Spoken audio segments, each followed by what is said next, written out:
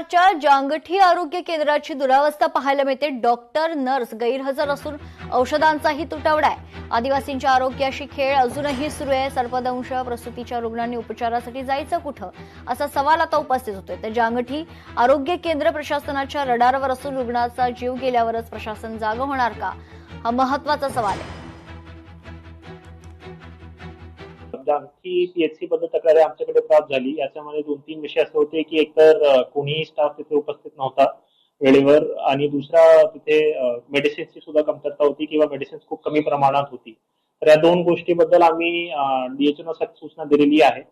तिथल्या एमओची चौकशी करून आम्ही तात्काळ कारवाई करणार आहोत, आणि जर खरं आढळला तर 100% आम्ही त्यांना काढणारच आहोत।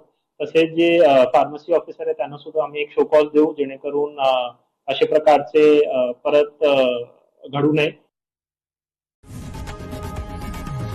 लोकशाही मराठी ऐका, पहा, जागरूक रहा।